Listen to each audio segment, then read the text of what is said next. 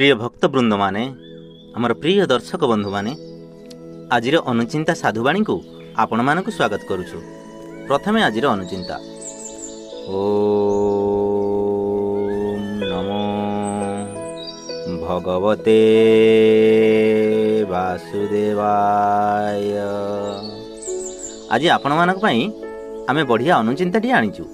तेबे आसंतु जानिबा आजिर साधुवाणीर अनुचिंताटी हेला आपण मंदिर जाउछंती किबा कौनसी जागा को जाउछंती, आपणकर जोता बा चप्पल हलटा बाहर थोईकी भीतर को जाउछंती ना, आपणकर जोता हलटा जदि चोरी हो गला ताहले आपणकर मन दुख हुए जे मोर जोता हलटा चोरी हो गला बोली भाबी। नाई आज्ञा, मन दुख करंतनी आज्ञा। जो दिन आपणकर जोता चोरी हुए ना ताहले आपणकर शुभ दिन सेही दिन ठू ही आरंभ हुए, मन रखिबे। हाँ आउ गोटे कथा मन रखंतु, जो लोक माने जोता चोरी करंती ना सेही माने मन रखंतु तांकू सेही दिन ठू ही शनि दशा ही पड़ी थाए। मन रखिबे कथाटा, तांकर अशुभ ही होई थाए।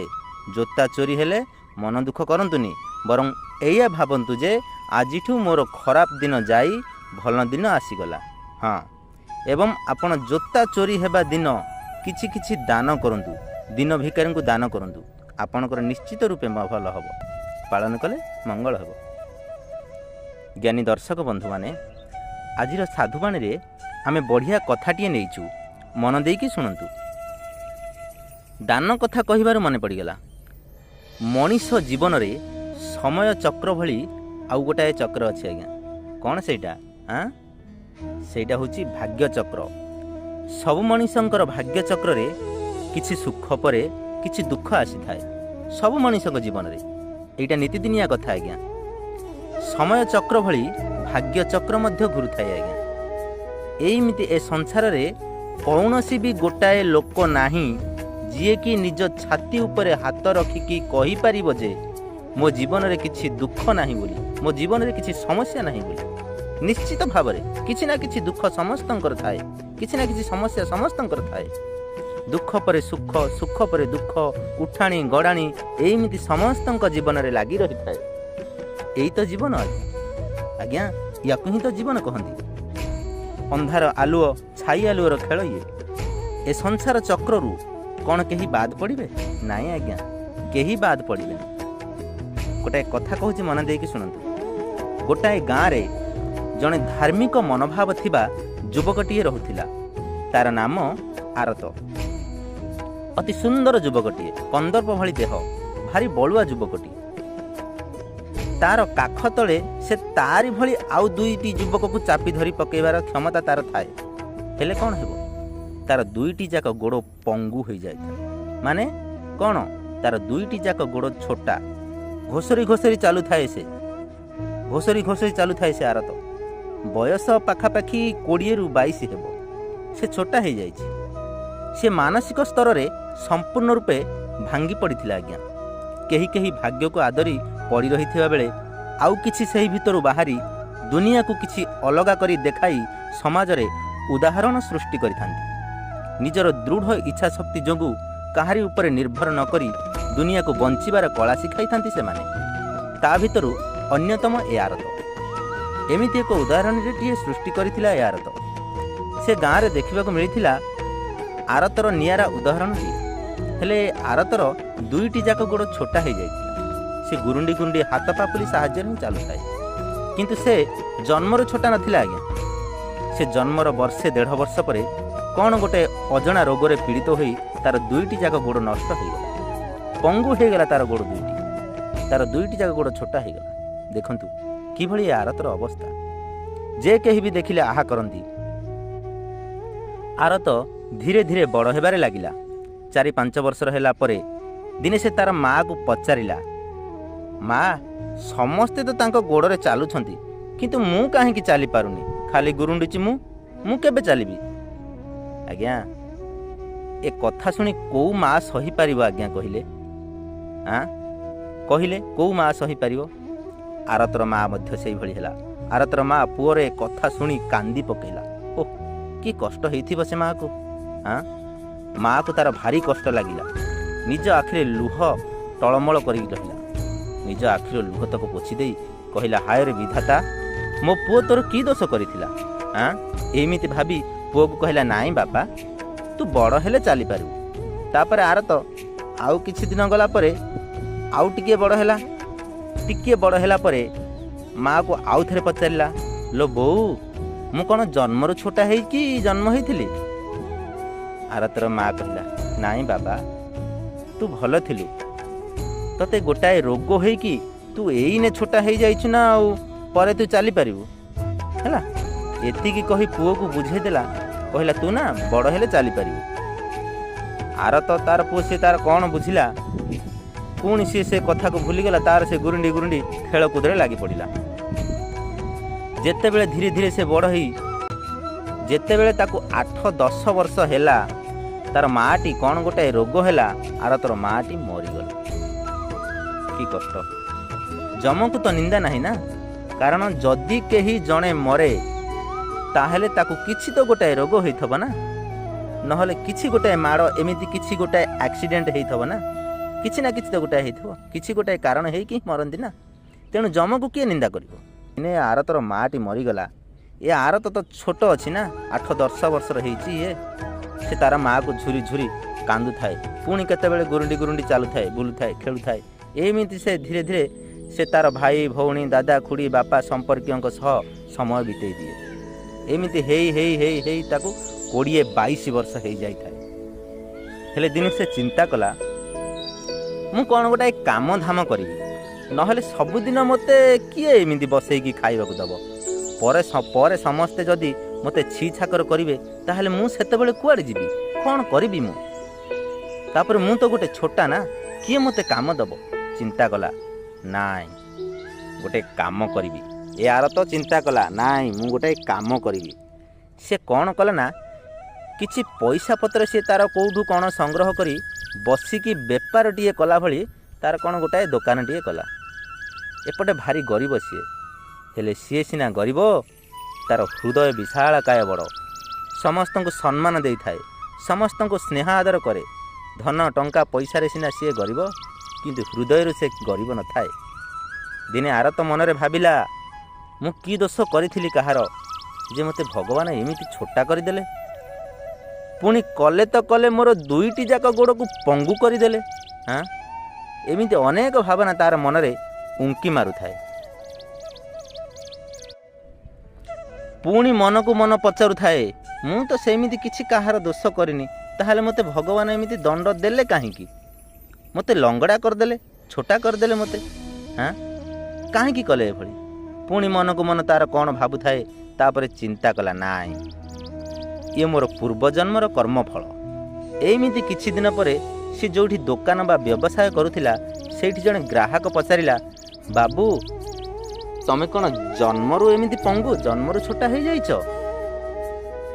तापरे यार तो कहला नाई आज्ञा मोर माँ कहूथिला मु जन्मरू भल थिली जन्मर 2 वर्ष परे मु छोटा हो जाइछि एतिकी कहू कहू तार आखिरु 2 धार लुह खसी पड़िला एतिकी बेले आरत को तार मार कथा मने पड़ीगला भाविला मोर माँ जानी थिला जे मु आउ चाली पारिबिनी किंतु मोर मन बुझेबा पाई से मते कहिला बड़ हेले चाली पारिबु बोली मार मन ना सी तापरे मनरे भाविला अच्छा मु तो चालिबा आरंभ करू करू छोटा हो गली ना ताहले अधर्म अन्याय कली कोठी जे भगवान मते छोटा करदेले हाँ जदि मु मोर पूर्व जन्म रे किछि खराब काम करिथिली ताहले भगवान मते सेई जन्म रे शास्ति देबा कथा ना आउ एई जन्म रे मु चालिबा शिखिला बेलकु ही मते छोटा करदेले एमिति भाबी भाबी आर तो भारी गोलमालिया परिस्थिति रे पड़ीगला से आ थलकूले पाई पारलानी तार कारण कौन छोटा हेबार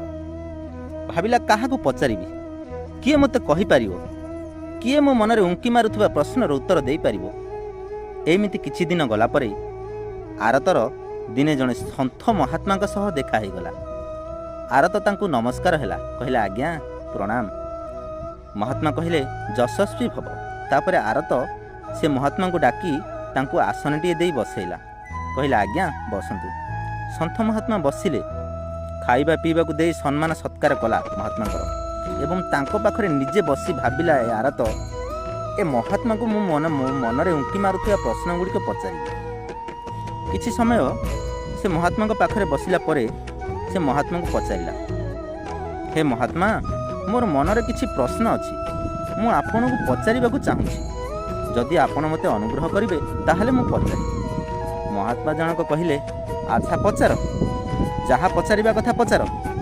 ତାପରେ ଆରତ ପଚାରିଲା, କହିଲା, ହେ ମହାତ୍ମା, ଆପଣମାନେ ଚାହିଁଲେ କାଠକୁ ବି ଚନ୍ଦନ କରିଦେଇପାରିବେ। ତେଣୁ ହେ ମହାତ୍ମା, ମୋ ମନରେ କିଛି ସଂଶୟ ଅଛି, ମୁଁ ସେସବୁର ରହସ୍ୟ କି ବାଟ ପାଉନି। ତେଣୁ ମୁଁ ସେସବୁ ଆପଣଙ୍କୁ ପଚାରୁଛି, ଆପଣ ଦୟାକରି ମୋ ସଂଶୟ ଦୂର କରନ୍ତୁ। ମହାତ୍ମା କହିଲେ, ନା ପଚାର, ଯାହା ପଚାରିବାର ଅଛି ପଚାର, ଯାହା ପଚାରିବୁ କହିବି, ପଚାର। ଏ ଆରତ ପଚାରିଲା, କହିଲା, ଆଜ୍ଞା, ମୁଁ ମୋର ଏ ଜନ୍ମରେ କ'ଣ ପାପ କରିଥିଲି ଯେ ଭଗବାନ ମୋତେ ଏମିତି ଛୋଟା କରିଦେଲେ? ମହାତ୍ମା କହିଲେ, ଦଣ୍ଡ ପାଇଛ ମାନେ କିଛି ତ ଭୁଲ କରିଥବ ନା? ଆରତ କହିଲା, ନା ନାଇଁ ଆଜ୍ଞା, ମୁଁ ଚାଲିବା ଆରମ୍ଭ କରିବା ବେଳକୁ ହିଁ ଭଗବାନ ମୋତେ ଛୋଟା କରିଦେଲେ। ଆଉ ଭୁଲ କଲି କେଉଁଠି? ଚାଲିବା ଆରମ୍ଭ କଲା ବେଳେ ହିଁ ମୁଁ ଛୋଟା ହେଇଗଲି। ମହାତ୍ମା କହିଲେ, ତାହେଲେ ଇଏ ତୁମର ପୂର୍ବଜନ୍ମର ଫଳ? ମହାତ୍ମା କହିଲେ, ତାହେଲେ ଇଏ ତୁମର ପୂର୍ବଜନ୍ମର ଫଳ? ଆରତ କହିଲା, ଆଚ୍ଛା, ଯଦି ମୁଁ ମୋର ପୂର୍ବଜନ୍ମରେ ପାପ କରିଥିଲି ତାହେଲେ ମୋତେ ସେତେବେଳେ ଦଣ୍ଡ ଦେବା କଥା ନା? ଆଉ ଏଇ ଜନ୍ମରେ ସେଗୁଡ଼ାକ କ'ଣ ମିଳୁଛି? କାହିଁ ମୋର ମନକୁ ଏଇ କଥାଟି ପାଉନି। କେମିତି ଜାଣିବି ମୁଁ ସେଗୁଡ଼ାକୁ? କାହିଁ ଏଇ କଥାଟି କିଛି ମୋର ମନକୁ ପାଉନି। ମୁଁ ଦେଖୁଛି ଏମିତି କେତେ ଲୋକ ଅଛନ୍ତି ଏ ଦୁନିଆରେ, ସେମାନେ ଅନ୍ୟାୟ ଅସତ ମାର୍ଗରେ ଚାଲି ମଧ୍ୟ ବେଶ ଭଲରେ ଅଛନ୍ତି। ଆଉ ଯେଉଁମାନେ ଠିକ୍ ମାର୍ଗରେ ଚାଲୁଛନ୍ତି ସେମାନେ ଖାଲି ଅଭାବ ଅନାଟନ ଦୁଃଖ ଭୋଗ କରୁଛନ୍ତି। ସେଠୁ ମହାତ୍ମା ଜଣକ କହିଲେ, ନା ଶୁଣ, ମଣିଷ ଯାହା ବି କରେ ତାର ନିଜ ପାଇଁ ହିଁ କରେ। କେମିତି ବୁଝେଇ ଦେଉଛି ଶୁଣେ। ତୁ ଗୋଟେ ବ୍ୟବସାୟ କରୁଛୁ ନା? ନା ହଁ। ତୋର ଦିନକର ଯାହା ରୋଜଗାର ଯାହା ବି ହେଉଛି ଏବଂ ସେଇ ରୋଜଗାର ପଇସାରୁ ତୋର ଦିନକର ଖର୍ଚ୍ଚ ତୁ ଯାହା ବି କରୁଛୁ, ଯଦି ତାପରେ ତୋର ଯାହା ବି କିଛି ବଳକା ହୁଏ ତାହେଲେ ତାହା ସବୁ କ'ଣ କରୁ ତୁ? ଆରତ କହିଲା, ନା ମୁଁ ମୋ ବ୍ୟାଙ୍କରେ ଜମା କରିଦିଏ। ନା କ'ଣ ପାଇଁ? ନା ସେସବୁ ମୋର ଉପାର୍ଜନ, ମୁଁ ତାକୁ ଉପାର୍ଜନ କରିଛି, ସେଇଥିପାଇଁ ମୁଁ ତାକୁ ମୋର ଭବିଷ୍ୟତ ପାଇଁ ରଖେ। ଆଚ୍ଛା ହଉ, ଆଉ ଗୋଟିଏ କଥା କହ, ନା କ'ଣ ତୋର ଘରେ ଗତକାଲିର କେତୋଟି ପାଚିଲା ଫଳ ଅଛି? ପୁଣି ଆଜି ଆଉ କେତୋଟି ପାଚିଲା ଫଳ ଆସିଲା, କିନ୍ତୁ କାଲିର ଫଳ ଗୁଡ଼ାକ ଆଜି କାର୍ଯ୍ୟକାରୀ ନ କଲେ ଆସନ୍ତାକାଲି ବେଶୀ ପଚିକି ଖରାପ ହେଇଯିବ। ଗତକାଲିର ଫଳ ଗୁଡ଼ାକ ଭଲ ଅଛି ଏବଂ ବର୍ତ୍ତମାନର ଫଳ ଗୁଡ଼ାକ ତଟକା ଅଛି। ତାହେଲେ ତୁ କେଉଁ ଫଳ ଗୁଡ଼ାକ ଖାଇବୁ? ନା କାଲିର? କାହିଁ ଆଜିର ଫଳ ଗୁଡ଼ାକ ଖାଉନୁ? କାଲିର ବାସି ଫଳ ଗୁଡ଼ାକୁ କାହିଁ ଖାଇବୁ? ସେଗୁଡ଼ାକୁ ଫୋପାଡ଼ି ଦେ। ନା ନାଇଁ ଆଜ୍ଞା, କାଲିର ଫଳ ଗୁଡ଼ାକ ନ ଖାଇଲେ ପରା ଖରାପ ହେଇଯିବ, ଆଜିରଟା କାଲି ପାଇଁ ରହିଯିବ, କିନ୍ତୁ ଗତକାଲିରଟା ପରା ଆସନ୍ତା କାଲି ପାଇଁ ରହିଲେ ପଚିଯିବ, ଖରାପ ହେଇଯିବ ସିଏ। ମୁଁ ପଇସା ଖର୍ଚ୍ଚ କରି ପରିଶ୍ରମ କରି ଆଣିଛି, ପାରିଶ୍ରମିକର ଫଳ ଗୁଡ଼ାକ ମୁଁ କେମିତି ଫୋପାଡ଼ି ପାରିବି? ନାଇଁ, ମୁଁ ଫୋପାଡ଼ି ପାରିବିନି ଆଜ୍ଞା। ନା କାହିଁକି? କାହିଁକି ନା ମୁଁ ଜାଣିଛି କେତେ କଷ୍ଟରେ ଲୋକଙ୍କୁ ଆହାର ମୁଠେ ମିଳୁଛି। ନାଇଁ, ସେଇଥିପାଇଁ ମୁଁ ସେଗୁଡ଼ାକୁ ଫୋପାଡ଼ି ପାରିବିନି ଆଜ୍ଞା। ଏଠି ସେ ମହାତ୍ମା ଜଣକ କହିଲେ, ଆରେ ଆରତ ଶୁଣୁ, ତୋର ପ୍ରଶ୍ନର ଉତ୍ତର ତୋରି ପାଖରେ ହିଁ ଅଛି। ନା କ'ଣ? ମୋର ପ୍ରଶ୍ନର ଉତ୍ତର ମୋରି ପାଖରେ ଅଛି? ନା ହଁ। ନା କେମିତି? ଯେମିତିକି ତୁ କହିଲୁ ତୋର ଅର୍ଜିତ ପଇସାରୁ ଆଣିଥିବା ଫଳ ଗୁଡ଼ାକ ନ ଫୋପାଡ଼ି ଖାଇବା ପାଇଁ କହିଲୁ, ଠିକ୍ ସେହିପରି ମଣିଷର କର୍ମର ଫଳ ମଧ୍ୟ। ଯଦି ତୁ ଏ ଜନ୍ମରେ କିଛି ଭଲ କର୍ମ କରିଛୁ ତାହେଲେ ସେସବୁ ତୋର ଖାତାରେ ହିଁ ଜମା ହୋଇ ରହିବ।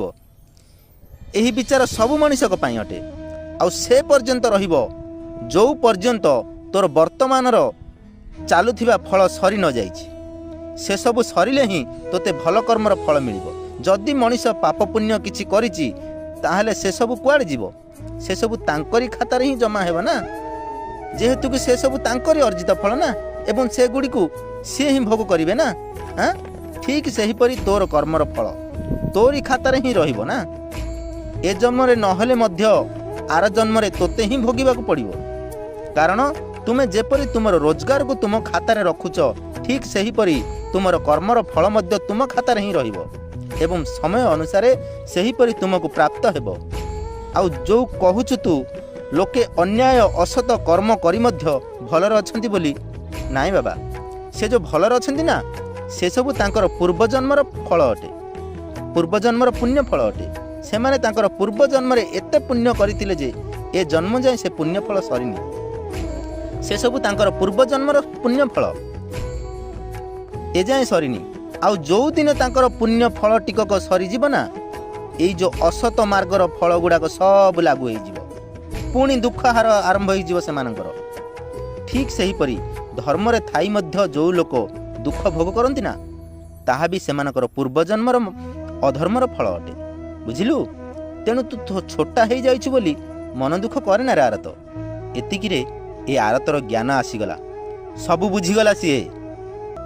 ତାପରେ ସେହିଦିନ ଆରତ ଆଧ୍ୟାତ୍ମିକ ଜ୍ଞାନକୁ ଆପଣେଇଲା ଏବଂ ମନରେ କିଛି ସ୍ୱାର୍ଥ ରଖିଲାନି, କିଛି ଅଭିଳାଷ ରଖିଲାନି, କିଛି ବି ସଂଶୟ ରଖିଲାନି ମନରେ। ଆରତ ନିଜେ ତା ମନକୁ ମନ ଭାବିଲା ଯେ ଈଶ୍ୱର ଯାହା କରନ୍ତି ପ୍ରାଣୀଙ୍କ ମଙ୍ଗଳ ପାଇଁ ହିଁ କରନ୍ତି। ଯାହା ହେଇଛି ଠିକ୍ ହେଇଛି, ଯାହା ହେଉଛି ମଧ୍ୟ ଠିକ୍ ହେଉଛି ଏବଂ ଯାହା ହେବ ତାହା ମଧ୍ୟ ଠିକ୍ ହିଁ ହେବ। ଏ ଆରତ ସେ ମହାତ୍ମାଙ୍କ କେଇପଦ କଥାରେ ସବୁ ବୁଝିଗଲା। କିଛି କ୍ଲେଶ ରହିଲାନି ଆରତର ମନରେ ଏବଂ ତାର ସେଇ ବେପାରରୁ ଯାହା ଆଣୁଥାଏ, ଯାହା କମଉଥାଏ ସିଏ, ସେଇଥିରୁ ଅଳ୍ପ କିଛିଟା ତାର ଶକ୍ତି ଅନୁସାରେ ଦାନ ଧର୍ମ କରି ବେଶ୍ ଖୁସିରେ ରହିଲା। ପ୍ରିୟ ଭକ୍ତବୃନ୍ଦମାନେ, ଦେଖିଲେ ତ କେତେ ସୁନ୍ଦର କଥାଟି। ତେଣୁ ମଣିଷ ଜନ୍ମ ପାଇଛେ ଆମେ। ଏ ଜୀବ ଆତ୍ମା ହେଉଛି ଈଶ୍ୱରଙ୍କ ଦାନ। ଆମେ ଏ ଜୀବନର ଏ ଆତ୍ମାର ସାହାଯ୍ୟରେ ହିଁ ଆମେ ଆମର ଏ ଶରୀର ଚାଲିଥାଏ। ଆମେ ଏ ସଂସାରରେ ନିମିତ୍ତ ମାତ୍ର। ଆମ ହାତରେ କ'ଣ ଅଛି ଆଜ୍ଞା? ସବୁ ସେଇ ଈଶ୍ୱରଙ୍କ ହାତରେ। ଆମେ ଯେଉଁ କର୍ମ କରିବା ସେଇ ଅନୁସାରେ ହିଁ ଆମକୁ ଫଳପ୍ରାପ୍ତି ହେବ। ଆଜି ପାଇଁ ସାଧୁବାଣୀ ଏତିକି। ରହୁଛୁ ବନ୍ଧୁ, ନମସ୍କାର। ଓମ୍ ଶାନ୍ତି ଶାନ୍ତି ଶାନ୍ତି। ଯଦି ଆପଣମାନଙ୍କୁ ଆମର ଭିଡ଼ିଓଟି ଭଲ ଲାଗିଥାଏ ତାହେଲେ ଭିଡ଼ିଓକୁ ଲାଇକ୍, ସେୟାର ଏବଂ ଚ୍ୟାନେଲକୁ ସବସ୍କ୍ରାଇବ୍ କରିବାକୁ ଜମାରୁ ଭୁଲିବେନି। ଧନ୍ୟବାଦ।